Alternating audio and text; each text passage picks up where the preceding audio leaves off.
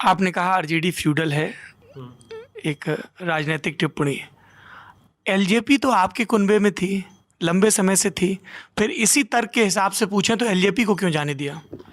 देखिए, जब तक रामविलास पासवान जी थे और बिहार प्रभारी बनने के बाद मैंने रामविलास जी को बहुत नज़दीक से देखा है। उनके साथ अनेकों राज्यों की भी यात्रा करने का अवसर मिला है, कमेटीज़ में भी, और पार्टी के टूर में भी मेरे को रामविलास जी के साथ जाने का कार्यक्रमों में अवसर मिला है। पंजाब भी, महाराष्ट्र भी, राजस्थान भी, और एक लंबा उनके साथ चुनाव में, गठबंधन में, सब विषयों में मैंने किया। वो लगभग 50 साल से बिहार की राजनीति में रेलेवेंट भी रहे। उनके पास एक बहुत बड़ा खजाना भी था। कभी आप उनसे बात करते थे तो संयुक्त सोशलिस्ट पार्टी, लोहिया जी, कर्पूरी जी, मंडल आयोग, वाम सेफ, दलित सेना, और ऐसे अनेकों विषयों के पास उनके पास बहुत सारे विचार थे। और शायद उन्होंने अपने जीवन में दलित आवाज़ करके पत्रिका भी निकाली। अगर रामविलास जी स्वस्थ होते हमारे बीच में तो ये परिस्थितियां नहीं होती। अब जो भी उनके उत्तराधिकारी आए, मैं बहुत टिप्पणी नहीं करना चाहता हूँ, लेकिन मैं यही कहना चाहता हूँ कि ये तो सात निश्चय की सरकार में आपकी पार्टी के मंत्री थे, इस सरकार के पार्ट थे।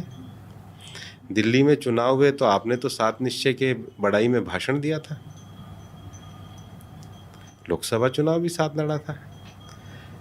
तो आखिर मुझे नहीं लगता कि वो पार्टी कैसे सोचती है। वो तो आरजेडी के खिलाफ चुनाव लड़ती है और आरजेडी को ट्वीट करके शुभकामनाएं देती है। तो किसके साथ कहाँ लड़ रहे हैं? तो राजनीति में रामविलास जी जैसी जब स्पष्टता नहीं है और कन्फ्यूज़न है तो उस पर टिप्पणी क्या करना। आपने लोकसभा चुनाव का जिक्र किया। चिराग पासवान और उनके सिपा सालार भी यही कहते हैं कि स्थितियां लोकसभा चुनाव के बाद बिगड़ी।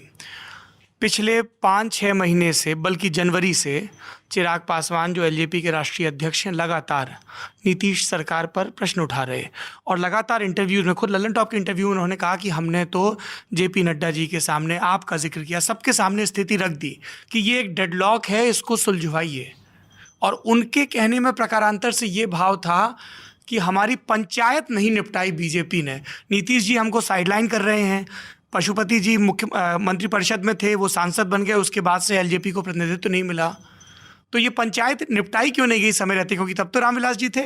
नहीं, अब रामविलास जी होते तो हम विषय कहते, अब हम उसको बहुत टिप्पणी लायक विषय मानते नहीं हैं। सर, लेकिन एलजेपी लगातार बयानबाजी कर रही थी, आपको सुशील मोदी और यहाँ सब लोग कह रहे थे आखिरी में सब ठीक हो जाएगा, फिर ठीक क्यों नहीं हुआ? वो कुछ भी कहें, हम एकदम स्पष्ट हैं। बिहार में बीजेपी और जेडीयू का गठबंधन है। हम 3/4 बहुमत से आ रहे हैं। अब हमारे वो सबसे बड़े नेता रामविलास जी आज हमारे बीच में नहीं, हमारा उनके प्रति बहुत मान सम्मान है। ये हम इनको टिप्पणी करने लायक नहीं मानते। चलिए, बस इतना और बता दीजिए कि केंद्र में जो एनडीए की सरकार है, एलजेपी उसका भागीदार है या नहीं? अब तो रामविलास जी नहीं है तो विषय अभी तो नहीं है। मतलब अभी तो रामविलास जी मंत्री थे, उनके प्रति एक बहुत विशेष सम्मान था। अभी जहाँ तक स्पष्ट बात है, इस समय वो बिहार में हमारे हिस्सेदार नहीं है। और केंद्र में अभी तो उनका कोई मंत्री नहीं है। पर उनके सांसदों का समर्थन है। एनडीए में कोई औपचारिक ऐलान उनकी तरफ से नहीं हुआ, आपकी तरफ से नहीं हुआ। एनडीए को बहुत सारे दलों का समर्थन है, इसलिए उस पर कोई टिप्पणी करने की आवश्यकता नहीं है।